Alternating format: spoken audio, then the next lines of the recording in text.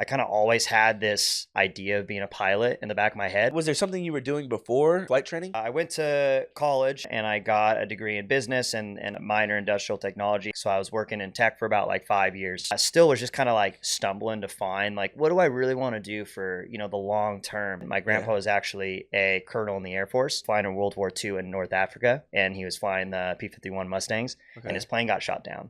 He was actually scared of heights, and so he didn't eject himself from the plane. So he crash landed it, and the only injury he had was slicing his finger climbing out of the cockpit. So I just kind of grew up with like this kind of almost romanticism around flying just from my grandpa. I kind of always had this idea of being a pilot in the back of my head, but ended up not doing it because I was still, in college. I thought you either had to go to like, an Embry-Riddle 4-year aviation university or the Air Force and like enlist or something like that. It's just not the case anymore. This being a second career, I'd like to go to the airlines.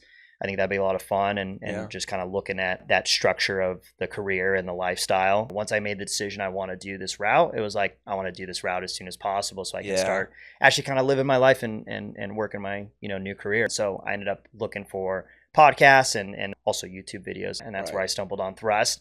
And then I just got a huge perspective on what it was like as students and instructors. That was, one of the best things for coming to Thrust, right? Was you can go in the hangar and there's always groups of people studying, right? There's always someone to ask a question and everyone's so friendly and helpful. And I can really relate with the culture that Thrust was, promoting. Oh, this is what it seems like it is. And I can now being on the other side of it, that was my direct experience. So yeah, listening to the podcast and stuff really helped. I listened to it for like a few months. I did Discovery Flight out in California and I was like, yep, I'm going to Thrust.